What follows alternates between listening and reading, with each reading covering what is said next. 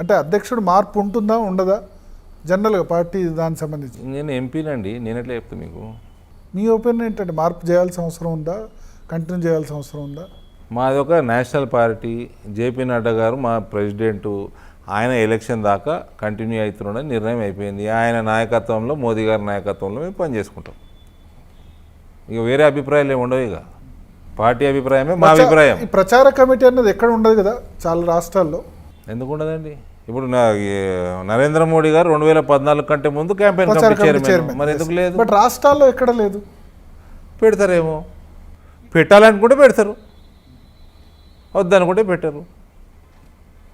అదేమి hard and fast rule ఏం లేదు కదా.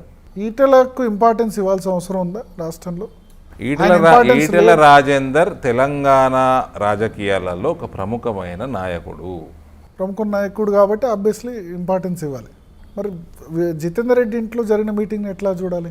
వాళ్ళు ఇచ్చిన నేను ఆ మీటింగ్లో లేను, ఎట్లా చూడాలంటే నేను ఎట్లా చెప్తా, ఎట్లా చూడాలను? ఆ మీటింగ్ ఈటలకు వ్యతిరేకంగా పెట్టారు కదా, ఆయన ప్రచార కమిటీ చైర్మన్ అని ప్రచారం చేసుకోగానే తెల్లారి వ్యతిరేకంగా. JP Nadda is our president. Congress culture వచ్చినట్టు అనిపించట్లేదా బీజేపీలో కొంచెం? ఏంది కాంగ్రెస్ కల్చర్ అంటే? ఏంది అంటే బహిరంగంగా కామెంట్లు, డిసిప్లిన్డ్ పార్టీ అంటారు కదా బీజేపీ. అట్లాంటి ఏమన్నా పార్టీకి అనిపించినప్పుడు పార్టీ ఏం చేయాలో చేస్తుంది. అట్లా అనిపించినప్పుడు కాంగ్రెస్లో ఎవరు మిగిలిన సార్? ఇట్లా గెలుస్తారు, తెల్లారటి దిగుతారు. ఇది తెలియదా ప్రజలకి? లాస్ట్ 2 ఎలక్షన్స్లో. బట్ ఎంపీలు ముగ్గురు అట్లే ఉన్నారు. ఎవరు? ఉత్తమ్ కుమార్ రెడ్డి, రేవంత్ మెంబర్షిప్ పోతుంది, కోమటిరెడ్డి వెంకటరెడ్డి ఉంటుందని గ్యారంటీ లేదు. మెంబర్షిప్ పోతుంది అక్కడ.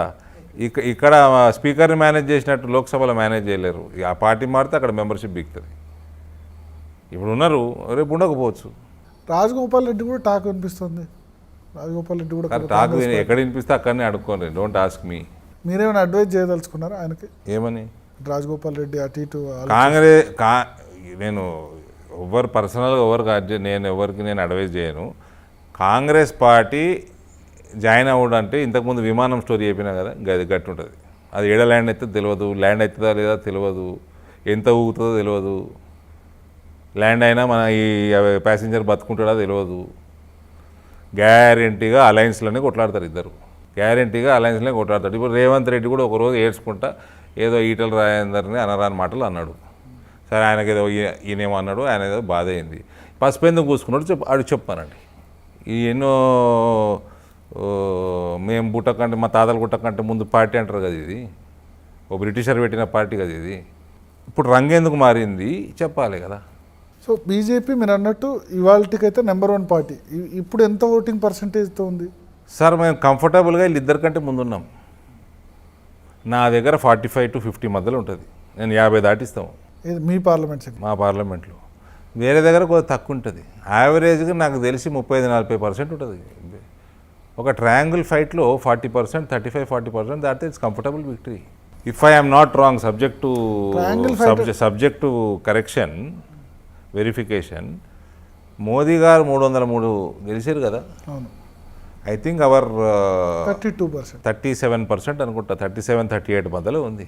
బట్ అది దేశం మొత్తం మీద చాలా పార్టీలు, చాలా వ్యక్తులు triangle. Okay fine, here also in triangle fight. ట్రయాంగిల్ ఫైట్లో 30-40 వస్తే ఈజీగా 37-38 వచ్చినా ఫామ్ చేస్తారు. కానీ మీరు అంటే ట్రయాంగిల్ ఫైట్ నా దగ్గర ప్రజలు వేరు, మహబూబ్ నగర్, నల్గొండ, ఖమ్మం ప్రజలు వేరని నేను అనుకోను. ఇక్కడ మీరే డిఫరెంట్ ఒపీనియన్ చెప్తున్నారు. ట్రయాంగిల్ ఫైట్ అంటారు, ఇంకోవైపు కాంగ్రెస్ టీఆర్ఎస్ ఎన్నికల ముందే ట్రయాంగిల్ ఫైట్ యావత్ తెలంగాణలో ఉండదు. అసలు నేను చెప్పిన ఏరియాలలో కాంగ్రెస్ అభ్యర్థులే లేరు. కొన్ని చోట్ల ఉండొచ్చు, కొన్ని చోట్ల బీఆర్ఎస్ తోటి ఫైట్ ఉండొచ్చు, కొన్ని చోట్లలో ఇప్పుడు నా నియోజకవర్గంలో కూడా 1-2 అసెంబ్లీలలో బీజేపీ కాంగ్రెస్ ఫైట్ అయ్యేటట్టుంది.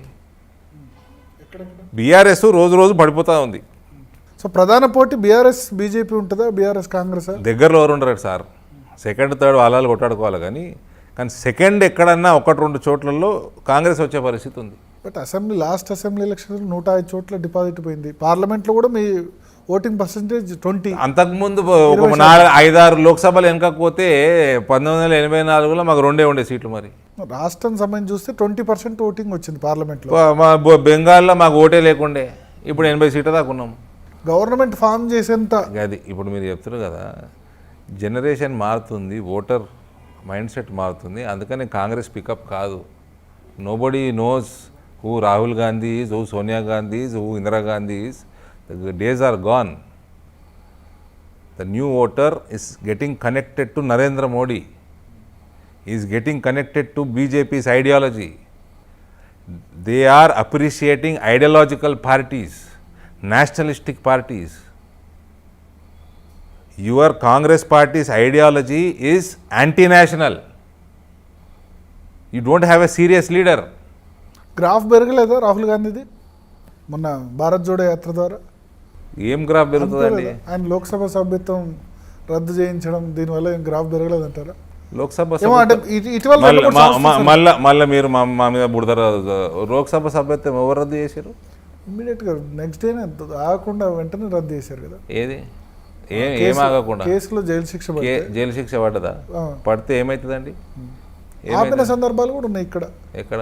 2-3 చోట్ల. ఎక్కడ చెప్పండి. లక్షద్వీప్ లోక్సభలో ఆపిన సందర్భం చెప్పండి. జైలు శిక్ష పడ్డాక నాకు ఆపిన సందర్భం చెప్పండి, ఒకటి చెప్పండి. మీకు ఎప్పుడైతే మీకు 2 సంవత్సరాలు దాటి శిక్ష పడితే అదే క్షణం మీ సభ్యత్వం పోయినట్టు లెక్క టెక్నికల్గా. మా లోక్సభ సెక్రటరియట్ నుంచి బయటకు వచ్చే కాగితము ఫార్మాలిటీ. జడ్జు ఒక్కసారి జడ్జిమెంట్ ఇయ్యగానే నీ మెంబర్షిప్ పోయినట్టు లెక్క. ఆ కాగితం రాకున్నా, ఆ కాగితం బయటికి రాకున్నా కొద్దిగా సెల్ఫ్ రెస్పెక్ట్ ఉన్నోడు ఎవడు కూడా పార్లమెంట్ పోకూడదు. అది సెల్ఫ్ రెస్పెక్ట్ లేనివాడు అని ఉంటే కాగితం తీయాల్సి వస్తుంది. ఇక్కడ నేను ఈయన రాహుల్ గాంధీకి సెల్ఫ్ రెస్పెక్ట్ ఉందా లేదా నేను అంటలేను, కానీ కోర్టులో జడ్జిమెంట్ రాగానే ఆయన మెంబర్షిప్ పోయింది. Rest is only formality.